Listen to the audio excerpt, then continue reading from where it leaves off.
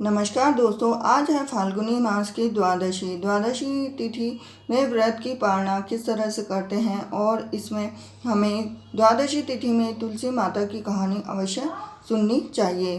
तुलसी जी को जल चढ़ाने के बाद इस कथा को अवश्य सुनना चाहिए और आप अगर एकादशी का व्रत रखते हैं तो उसके अगले दिन जब द्वादशी के व्रत की पालना करते हैं तो तुलसी जी की कहानी अवश्य सुने।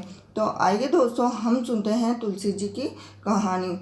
तो एक डोकरी थी, वह रोज तुलसी जी को जल चढ़ाती थी और अब तुलसी मैया की पूजा करती थी। तो वह रोज प्रार्थना करती थी तुलसी मैया की, हे तुलसी माता सत की दाता, मैं सींचू धारे तू कर निस्तारे मारे। तो तुलसी जी की बड़ी सेवा पूजा करती थी। तो सेवा पूजा करते करते और तुलसी जी से वो मांगती कि हे तुलसी माता, अड़वो दीजिए, गड़ो दीजिए, पीताम्बर को पेरन दीजिए, चटके चाल दीजिए, पटके मौत दीजिए, श्री कृष्ण भगवान की खान दीजिए, हर हर करते बैकुंठ में लीजिए, और चंदन की लकड़ी दीजिए, झालर के झनकार दीजिए, और 11 को दिन दीजिए। अब डोकरी ने तुलसी मैया से इतना सब कुछ मांग लिया। अब देखिए कितना सब कुछ मांग लिया। अब इसके बाद में अब तुलसी मैया बड़ी विचार करने लगी। इतनी सारी बातें सुनकर तो तुलसी माता मुरझाने लगी। तो एक दिन भगवान कृष्ण जी ने तुलसी जी से पूछा कि तुलसी जी, आपकी तो इतनी लोग पूजा करते हैं, इतने लोग जल चढ़ाते हैं, तो आप क्यों मुरझा रही हो?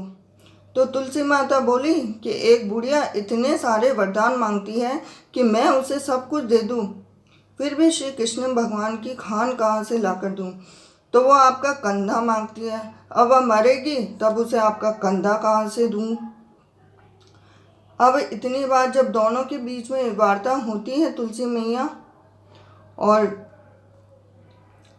कृष्ण भगवान के बीच में, तो तुलसी मैया बोलती है कि एक बुढ़िया इतने सारे वरदान मांगती है, मैं उसे सब कुछ दे दूं, लेकिन श्री कृष्ण भगवान कहाँ से ला कर दूँ? वो अपना आपका कंधा मांगती है और वह मरेगी तब आपको आपका कंधा कैसे दूं? तो इतना सब कुछ सुनने के बाद तब श्री कृष्ण भगवान कहते हैं कि मैं उसे अपना कंधा अवश्य दूंगा।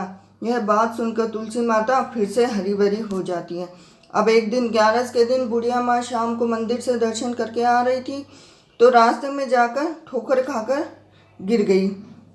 अब गिरने से उसकी वहीं रास्ते में मौत हो गई। आसपास के सब लोग इकट्ठा हो जाते हैं तो बुढ़िया को उठाने का प्रयास करते हैं, पर बुढ़िया इतनी भारी हो जाती है कि कई लोगों के उठाने पर भी नहीं हिल पाती।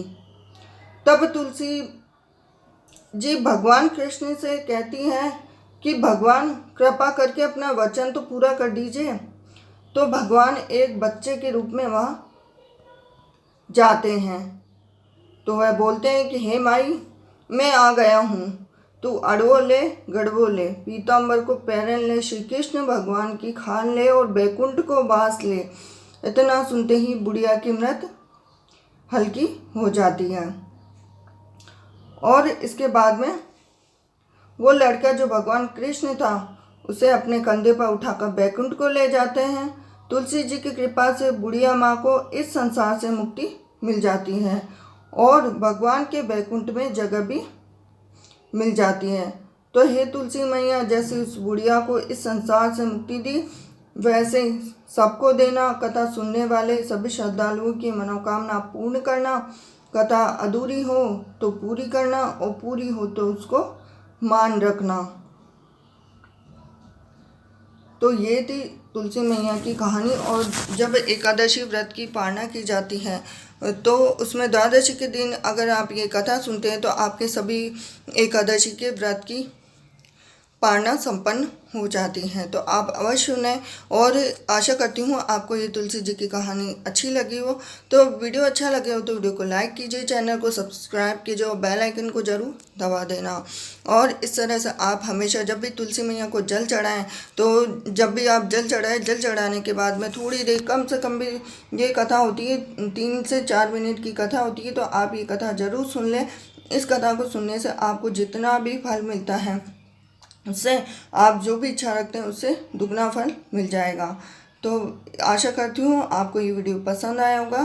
मिलती हूँ आपको नेक्स्ट वीडियो में। जय तुलसी मैया की।